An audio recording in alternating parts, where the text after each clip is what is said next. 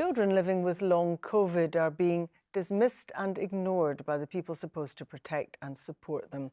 The words of one mother to the Scottish COVID enquiry, which is continuing to hear from those whose lives were changed by the pandemic. Stephen Godden has the story. For Fergus and his family, piecing life back together after catching COVID hasn't been easy. After each of 3 infections, the 11-year-old developed a range of persistent symptoms. A fever lasting more than 2 months was just one of them. I had a chest pain for a year. I had like a box monitoring my heart to see overnight to see if there's any strange things. I missed school for 65 days, which is a lot. I was sad because I couldn't see my friends and stuff. Couldn't play outside. I was like stuck indoors forever.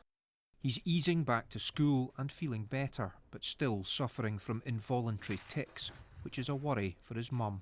I think that a lot of people don't realize that children are suffering from long COVID. We were told early in the pandemic that children aren't affected by COVID, or at least not to the extent that adults are. But we can see now that that's not true for everyone. This afternoon, the charity Long COVID Kids told the Scottish COVID inquiry that children suffering from the illness have been dismissed and ignored. They're dismissed and ignored by the Scottish Government. They're dismissed and ignored by NHS Scotland, by Public Health Scotland, by local authorities. There are no policies in place, and the healthcare provision for long COVID does not exist in children, in paediatrics. Helen Goss told the inquiry that the obstacles for families are the same today as they were in 2020.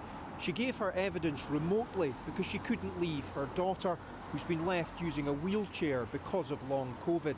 As a mother, Miss Goss said she'd spent many evenings crying on the bathroom floor because she didn't know what to do next.